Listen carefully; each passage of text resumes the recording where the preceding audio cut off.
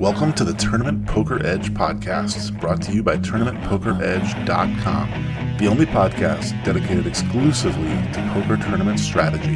Now here's your host, Clayton Fletcher.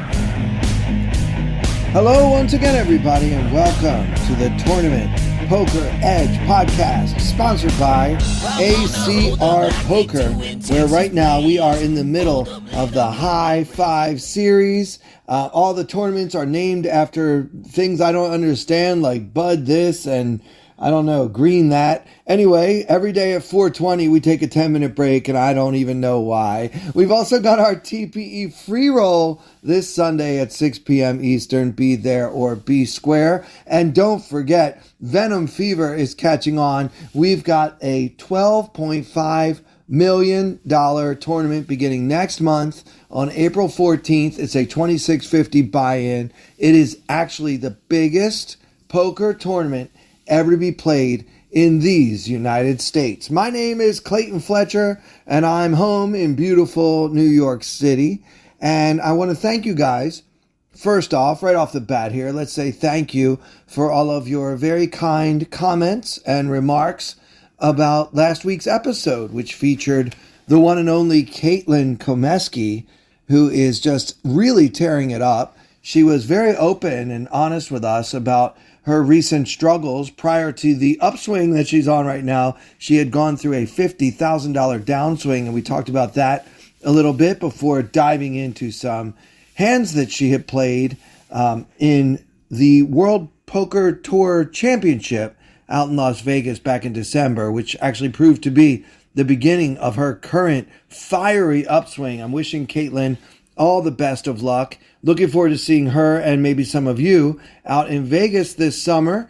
I don't know who's planning on appearing at the Horseshoe or the Wynn or the Golden Nugget or wherever else you might be playing this summer, but let me know. You can tweet me at Clayton Comic. You can also fire up the Discord. That's right, the TPE Discord is absolutely free. You can find out everything you need to know. You can share information with your fellow TPE members and friends. The TPE Nation, if you will. We're all talking about what's going on ACR and out in Vegas this coming summer. And also, the Discord is the place to find out what's going on with the TPE free roll. Each and every Sunday, well, almost every Sunday anyway, we give away $1,000 absolutely free, courtesy of our sponsor, ACR Poker. And all the details are shared within the Discord in the free roll tab on the Tournament Poker Edge Discord. So just click the link in the description of this podcast and you will be in the know. All right, well, today I'd like to start off with a review of the hand that Caitlin and I discussed. That's Caitlin Komeski. She's one half of the Ace Holes podcast. She's also just a rising star in the poker world in her own right. And on the hand in question, she opened from the button. Now, I want to review this hand again. Caitlin was on day 3 of the WPT Championship in fabulous Las Vegas at my favorite place, the Wynn Resort. She's made it to day 3. There were something like 100 players left with millions and millions of dollars up top. She only had about 26 big blinds at the time when the blinds were 10K, 15K with a 15K big blind ante, which she had already paid in the big blind. And the button opened and Caitlin held the Ace of Clubs, 10 of Hearts, and she chose to just flat call. She explained that she wanted to keep his lesser hands in and other reasons why she played that way. I remember on last week's episode, I questioned whether or not it would be better to 3-bet, possibly even shove with the Ace-10 off, rather than see a flop with such a short stack. Well, we ran this through GTO Wizard, and guys, I don't know if you're using GTO Wizard yet, but it's the easiest way to improve your poker game. You can study different spots, really any spot.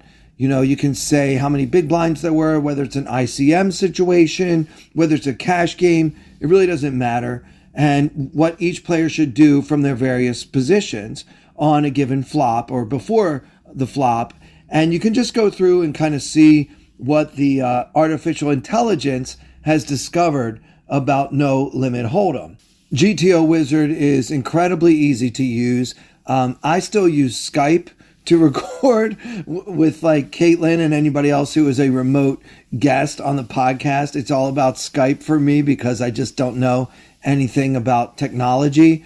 I don't know how to send an email or restart my computer, but I figured out how to put my hands into GTO Wizard and practice different spots. They have drills already set up. It's a really great tool that you can use to help you master Texas Hold'em. And for a limited time, you can save 10% on your first purchase by clicking the link in the description of this podcast, and you can join the GTO Wizard family. You can try it for free for a while, and then when you're ready to join and sign up, the first time you buy, if you click the link in the description, when the first time you go on there, and when you purchase something, you save 10% by using our special affiliate link. And I highly recommend it. It's really improving my game, as you will see.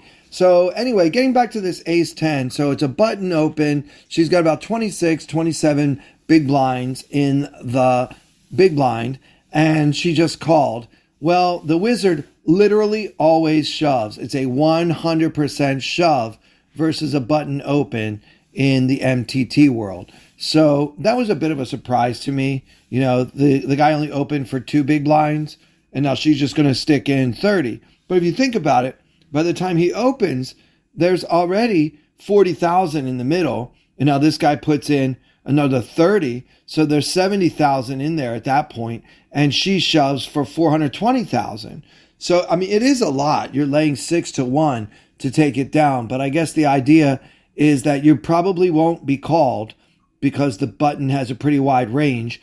And when you are called, ace 10 is actually doing just fine against the conglomeration, if you will, of all the hands that make that call. So when that happens, there you go. You've got ace 10 versus whatever the heck he's got, which could include pocket 7s, pocket 8s, pocket 9s, possibly even king, queen suited, which we're actually beating. Maybe even ace 5 suited would make the call. I don't think so, but possibly. But the bottom line is it's better to shove and take it down a lot than it is to call and see a flop from out of position with ace 10 offsuit. So for that reason, I'm actually unable to go through the rest of the hand because she never should have ace 10 at any other point going forward. So let's be mindful of what we can learn from GTO Wizard. No one's perfect.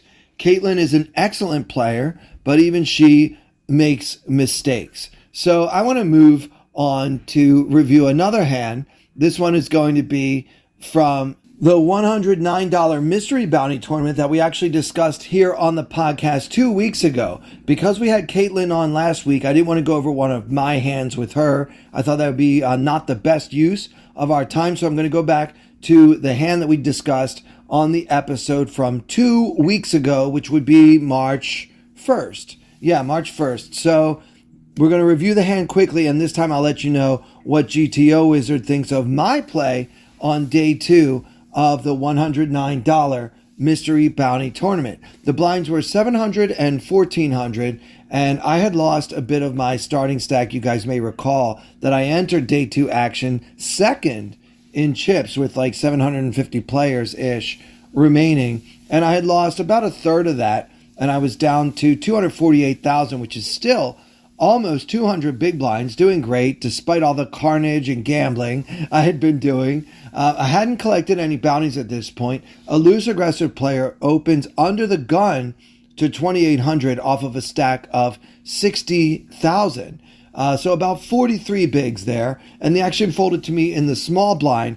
I decided to just flat call here. I remember saying on the podcast 2 weeks ago that I really didn't want to get all 43 of my big blinds in there, or of this player's big blinds in there, with just ace queen. I felt like whenever I did against this particular player, I would probably be pretty far behind. Maybe a hand like pocket kings, ace king, pocket aces would be most of his range for, continuing if I were to 3-bet. So for that reason, I just called. I knew I'd have to see a flop from out of position with the ace queen offsuit but I thought that was better under these circumstances. And if I'm being honest, maybe I just kind of wanted to stop the bleeding. And we had so many very short stacks at that table. There was one guy with like 20,000, one guy with 17,000. This guy had 60,000. So I didn't really want to risk a quarter of my stack with ace queen. And I knew I would, just because it's worth it to try to get the bounty.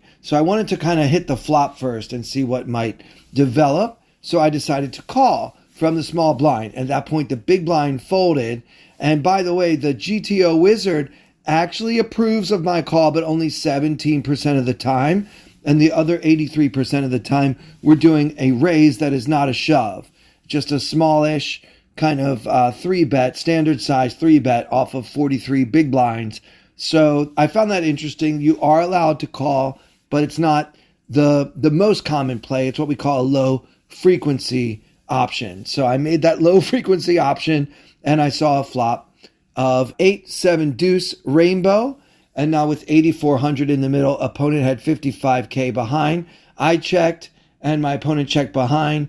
The solver, GTO wizard, always checks in my shoes on this flop. So we check, and he checked. So we got to see a free turn card, which was the queen of diamonds. So on that card, I decided to go for a donk lead. I remember saying here on the podcast that I was thinking our opponent would be able to make the call with a worse queen, something like queen jack, queen 10, and probably wouldn't call with much worse anyway. So I bet kind of big, I guess, 5K into 8,400. And the solver actually checks about half the time, which is surprising. But I guess you just want to keep giving the original raiser a chance to take a stab at the pot. So we are supposed to check here about half the time. And when the solver decides to bet the other half the time, it's all different sizes, but mostly small. The sizing I chose, which was like 3/4 of the pot, only about 5% of the time. So I'm not giving myself points for that choice and that decision there. But anyway, I did bet 5K into 8,400, which resulted in a call from our opponent, who now had 18,400 and left himself with another 49,000 behind, so roughly 3 SPR. And the river came the 9 of hearts, at which point I decided to go for an overbet. I'm still trying to get value from hands like king, queen, queen, jack, etc., etc. And I did this overbet about 150% of the pot, 27,000 into about 18,000, and my opponent shoved for 22,000 more. So let's look at the numbers here. How often does the overbet happen? Well, the solver checks on this river even 50% of the time. When it gets to the point where we've gotten, you're supposed to check about half the time, even though you still have top pair, top kicker. Another 1/3 of the time, the solver bets about 30% of the pot, and the rest is a mix, with the overbet happening only 4% of the time. So I'm picking all of these, let's call them low frequency plays in this hand. And as you guys know by now, it didn't work out for me. Opponent shoved for just 22K more. I felt pot committed. I thought there was some chance I could still be ahead of a hand like king, queen. I'm not sure how true that is.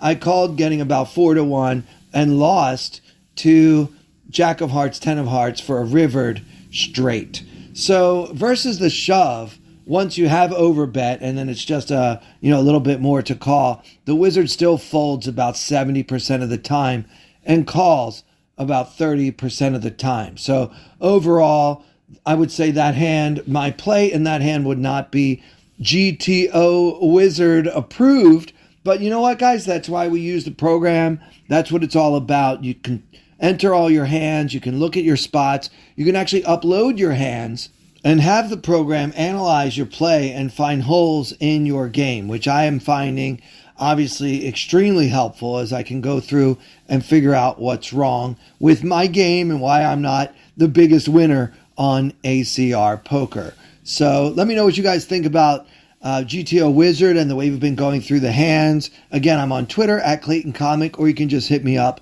on the TPE Discord. You can post publicly there. It's a really good time. So here we go. We're going to continue on with our long card daily double from a couple of weeks ago. This was the tournament. I believe I ended up final tabling this thing. Spoiler alert. If I didn't final table, I got really far, really close to doing so. I've pretty much been crushing it all along. This tournament has a $55 buy-in, and I think you can unlimited rebuy for the first 3 hours or whatever. It's got a $15,000 or maybe a $25,000 guarantee. I should probably have my story straight before we get started. But anyway, in this hand, we're going to continue where we left off. And the blinds were 700 and 1400 with a 175 ante per person. This table, at least for the moment, was seven-handed. We weren't quite in the money, but we were getting a little bit close. Not quite bubble time yet. I had 125,000 and the average was only 65,000. So we were doing great. I had my whole table covered, all 6 opponents, and I was feeling good. So the action folded to me in the cutoff with the ace of diamonds, queen of spades. I mean, obviously, we're going to open the cutoff. The button had like 30,000, and the small blind had like 100,000, and the big blind had about 60,000. So all different stack sizes here. I opened just for the minimum to 2,800. You can certainly go a little bigger if you want to, especially in position. There's nothing wrong with building a little pot in position, but I decided to open to 28. The button folded and the small blind called with 100K behind, and the big blind folded. Now, this player and I had only been tangling for like 5 or 6 hands. I really didn't have any information about him. That small blind call, though, is typically a fairly big hand. A lot of us know we don't want to get involved from the small blind because you'll have to play from out of position for the rest of the hand. So he should have a hand that should be about as strong as ace-queen if he knows what he's doing, which, by the way, there's no guarantee on that part whatsoever. So now with 6,800 in the middle, the big blind had folded, so we're going to be heads up. And the flop came 6 of diamonds, 5 of hearts, 4 of diamonds. 6, 5, 4, hero with the ace of diamonds, queen of spades. So I've got 2 overcards and a backdoor nut flush draw for what it's worth. Opponent checked to me. I'm probably going to check this a lot, even though I'm in position, even though I can represent big pairs and things like that. It's actually a much better flop for a small blind or big blind calling range than it is for my opening range. Now, if I didn't have that ace of diamonds, I think I could pretty much always check back. But given that I have, backdoor possibilities, etc., I decided to put in a little bet and see if I could just take it down with no fight. And when I say little, guys, I mean a little bet. I put in 1,400 into the 6,800 pot, which is just, a quarter of the pot. And more importantly, it's the minimum bet. The one big blind bet should take it down a lot when he completely missed the flop with a hand like queen 9 of clubs or something like that. Anyway, he called, and now we're going to see a turn card with 9,600 in the pot. The turn came the king of spades, and my opponent checked again. So action's on Clayton on a board of 6, 5, 4, king with 2 diamonds, 1 heart, and 1 spade. We have the ace of diamonds, queen of spades. Do you want to bet again? Is this a card that you would fire a second barrel with, having your one big blind bet having been called on the flop? Before I tell you what I did, I want to talk for just a minute about ACR Poker. I love ACR Poker. I've been playing on the site for 15 years. I've never once had a problem getting my money. If I do a cash out, like many of you know I recently did, I cashed out several $1,000s, went straight to my Bitcoin wallet, and it's never been a problem. I have no trouble getting money on or off the site.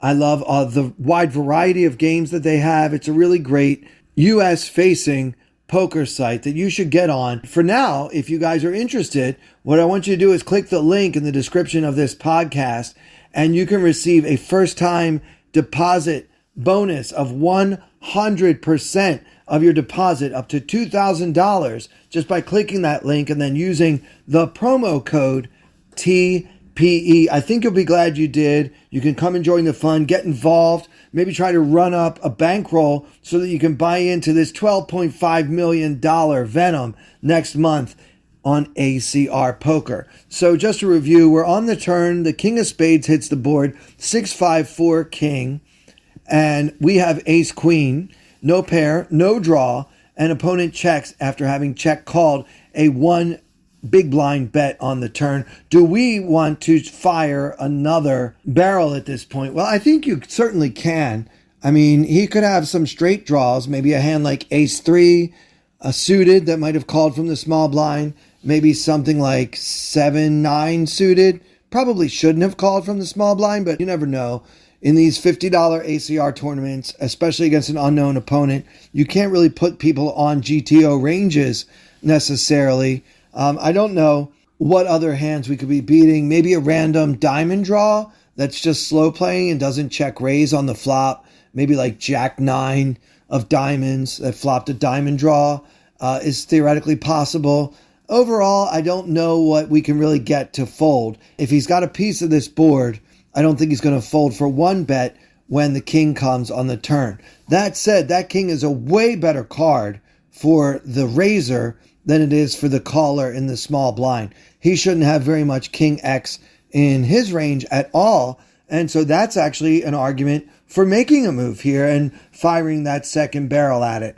I chose not to. I just wanted to try to check down my ace high.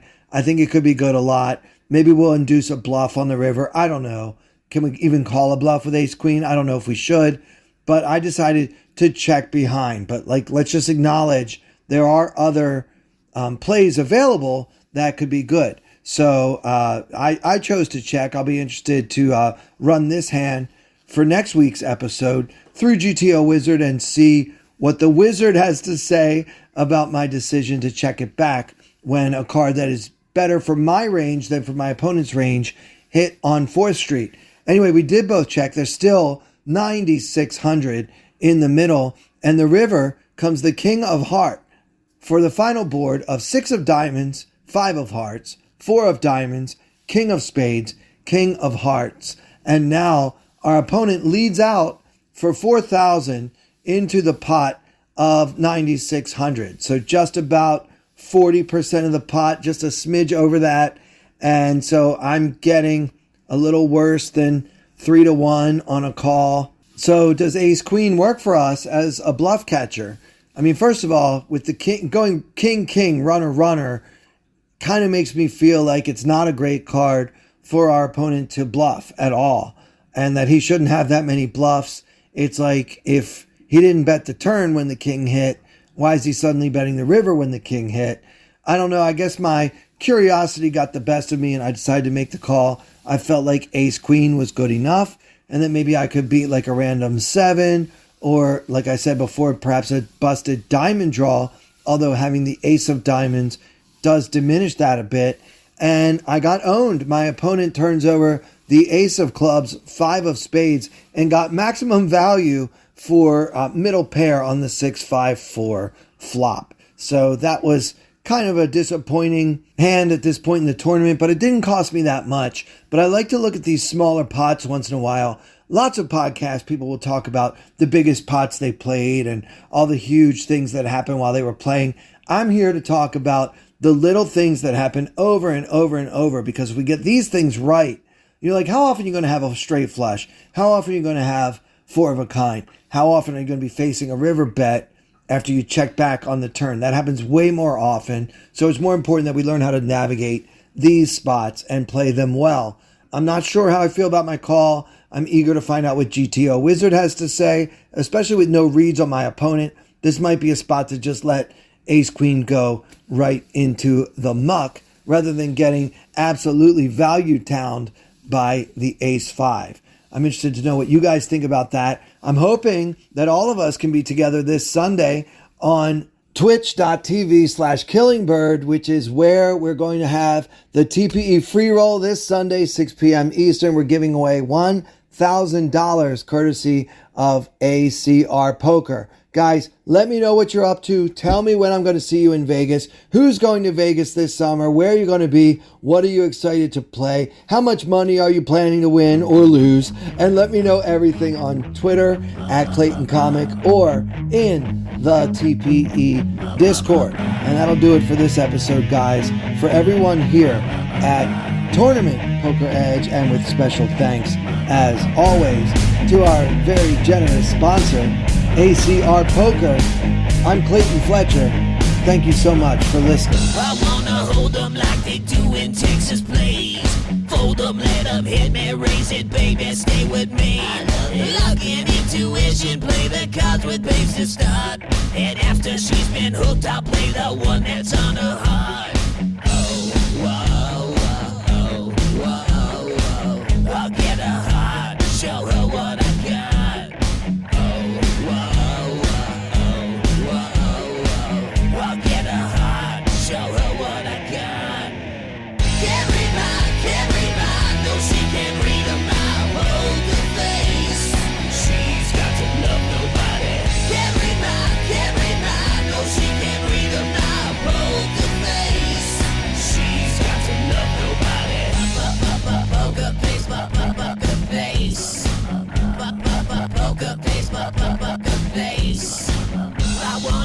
With her, a hard pair we will be.